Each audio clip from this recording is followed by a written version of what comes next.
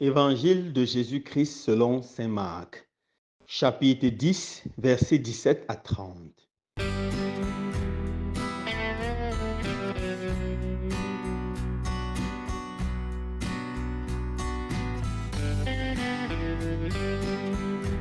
En ce temps-là, Jésus se mettait en route quand un homme accourut et tomba à ses genoux, lui demanda: Bon maître, que dois-je faire pour avoir la vie éternelle en héritage? Jésus lui dit: Pourquoi dis que je suis bon? Personne n'est bon, sinon Dieu seul. Tu connais les commandements. Ne commets pas de meurtre, ne commets pas d'adultère, ne commets pas de vol, ne porte pas de faux témoignages, ne fais de tort à personne. Honore ton père et ta mère. L'homme répondit: Maître, tout cela, je l'ai observé depuis ma jeunesse. Jésus posa son regard sur lui et il l'aima. Il lui dit: Une seule chose te manque. Va, vends ce que tu as et donne-le aux pauvres. Alors tu auras un trésor au ciel. Puis viens, suis-moi. Mais lui, à ces mots, devint sombre et s'en alla tout triste, car il avait de grands biens. Alors Jésus regarda autour de lui et dit à ses disciples: Comme il sera difficile à ceux qui possèdent des richesses d'entrer dans le royaume de Dieu. Les disciples étaient stupéfaits de ces paroles. Jésus, reprenant la parole, leur dit: Mes enfants, comme il est difficile d'entrer dans le royaume de Dieu, il est plus facile à un chameau de passer par le trou d'une aiguille qu'à un riche d'entrer dans le royaume de Dieu. De plus en plus déconcertés, les disciples se demandaient entre eux: Mais alors, qui peut être sauvé? Jésus les regarda et dit: Pour les hommes, c'est impossible, mais pas pour Dieu, car tout est possible à Dieu. Pierre se mit à dire à Jésus: Voici que nous avons tout quitté pour te suivre. Jésus déclara: Amen, je vous le dis, nul n'aura quitté à cause de moi et de l'Évangile une maison, des frères, des sœurs, une mère, un père, des enfants ou une terre, sans qu'ils reçoivent en ce temps déjà le centuple: maison, frères, sœurs, mères, enfants et terre, avec des persécutions et, dans le monde à venir, la vie éternelle. Acclamons la parole de Dieu. Louange à toi, Seigneur Jésus.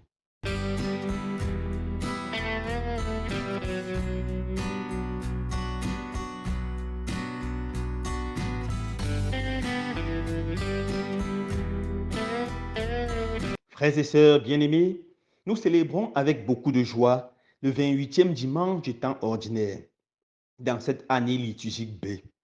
Et les textes de la liturgie de ce jour nous invitent à réfléchir sur le détachement. Dans l'évangile que nous venons d'écouter, un jeune homme riche s'approche de Jésus. Il se met à genoux devant Jésus et lui pose une question: Que dois-je faire pour avoir en héritage la vie éternelle? En d'autres termes, il pose cette question: Que dois-je faire pour pouvoir aller au ciel après ma mort, pour pouvoir vivre éternellement auprès de Dieu, pour pouvoir le contempler éternellement? Cette question très belle nous aide à comprendre un peu qui était ce jeune homme.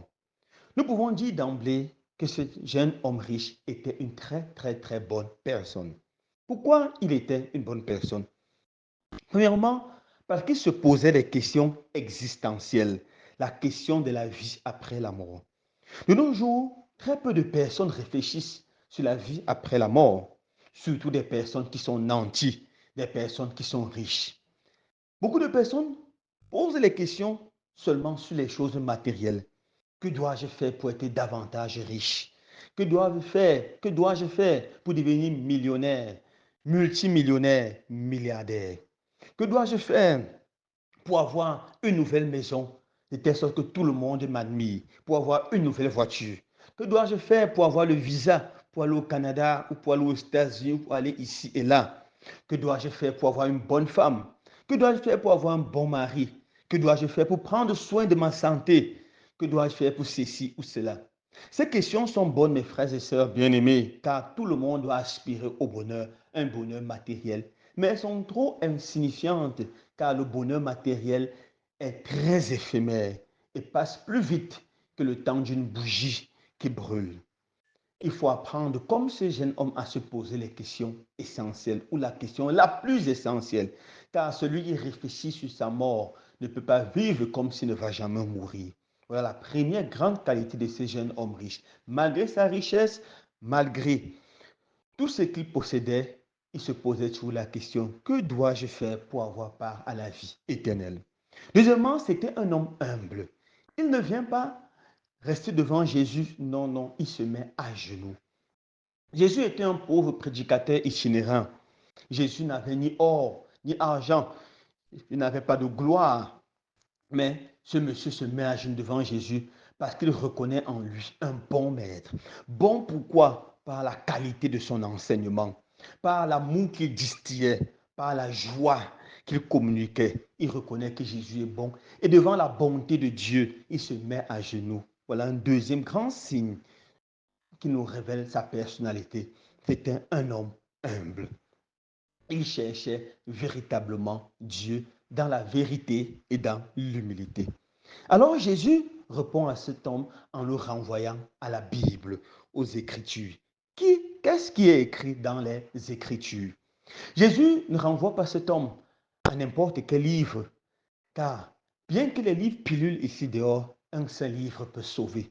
Jésus ne renvoie pas cet homme aux monographies que les rosicruciens et les francs-maçons partagent ou qu'ils distribuent pour détruire leurs adeptes. Il ne le renvoie pas aux livres de magie que les gens raffolent aujourd'hui pour pouvoir s'enrichir ou pouvoir extroquer les autres. Jésus ne renvoie pas chez les boules de cristal ou chez les charlatans, chez les marabouts pour trouver une solution à sa richesse.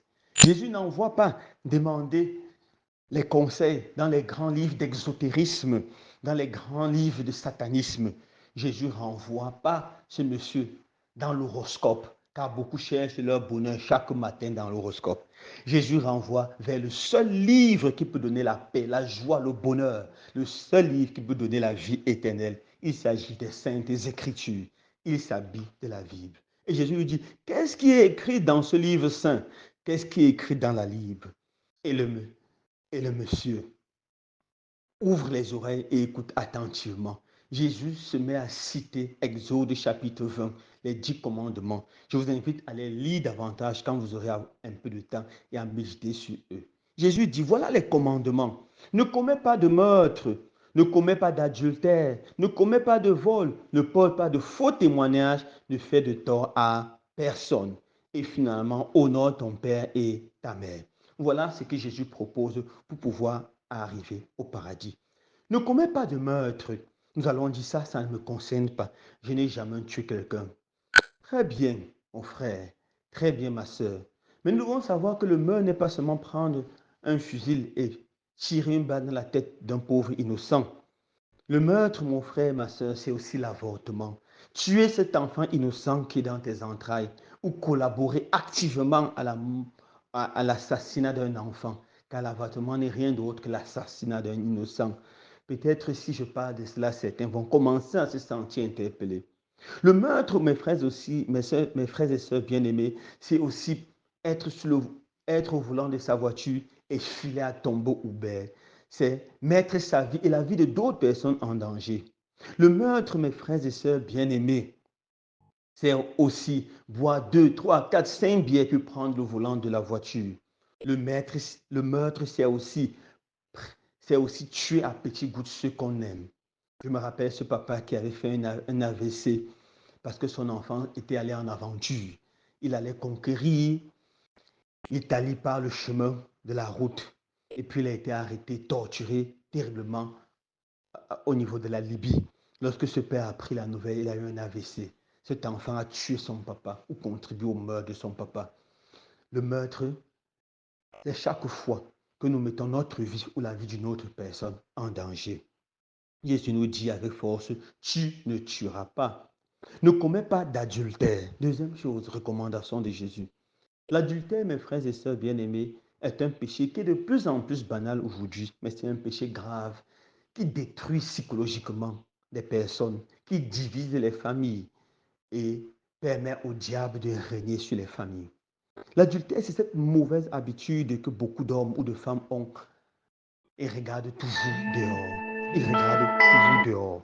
Non, mon frère, non, ma soeur, nous devons apprendre à être fidèles à nos femmes, apprendre à être fidèles à nos maris.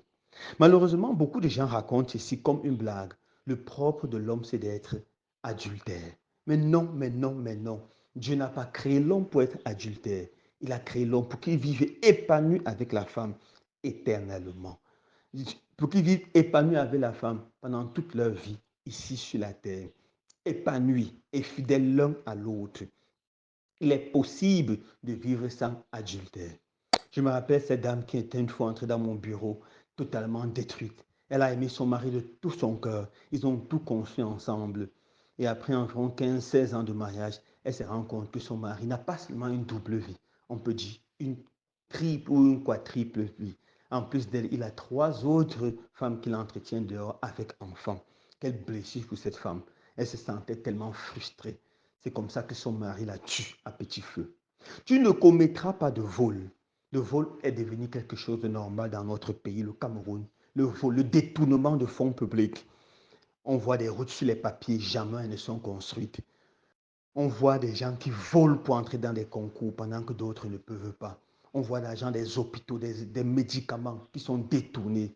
Le vol, le vol, le vol. Tu ne commettras pas de vol. Tu ne commettras pas de faux témoignages. Les hommes n'existent pas à saboter, calomnier, diffamer leur prochain, peut-être pour la position, peut-être pour le prestige, ou peut-être seulement à cause de la jalousie et de la haine. Jésus dit, tu ne commettras pas de faux témoignages. Et finalement, honore ton père et ta mère. On voit encore des personnes qui n'arrivent pas à honorer leurs parents lorsqu'ils sont vivants, mais après le décès du père ou de la mère, ils montrent toute leur puissance économique. Jésus dit, voilà les commandements que tu dois respecter si tu veux avoir la vie éternelle. Et le jeune homme riche dit, Seigneur, je respecte tous ces commandements depuis ma jeunesse. Jésus regarde cet homme et se rend compte que c'est vrai. Jésus a le pouvoir de lire les cœurs. Jésus se met à l'aimer. Puis Jésus lui dit une autre chose. Une seule chose te manque. Quoi mon Seigneur, va, vends tous tes biens, donne aux pauvres, puis viens, suis-moi. Ces paroles transpercent le cœur du jeune homme. Il devient triste, de plus en plus triste, et il se lève et il s'en va tristement. Mais pourquoi Jésus a-t-il été aussi exigeant avec ce jeune homme riche?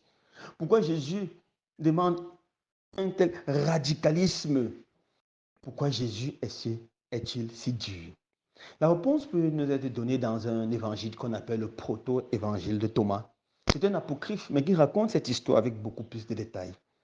Dans le proto-évangile de Thomas, on parle de ce jeune homme comme un homme extraordinaire qui avait un bon cœur, qui faisait le bien, mais qui avait un péché mignon. C'était l'avarisme. Il ne connaissait pas donner, il ne connaissait pas partager. Il connaissait garder encore et encore, économiser encore et seulement pour lui. Il ne connaissait jamais partager. Lorsque Jésus regarde cet homme, Jésus voit son problème fondamental. Et Jésus qui veut toujours que nous réussissions à corriger notre problème fondamental, met la main sur ça. Va, vends, donne, puis viens, suis-moi. Il n'est pas capable de le faire et il va tout triste. Oui, mon frère, ma soeur, voici le seul homme dans tout l'évangile qui rencontre Jésus et il va triste.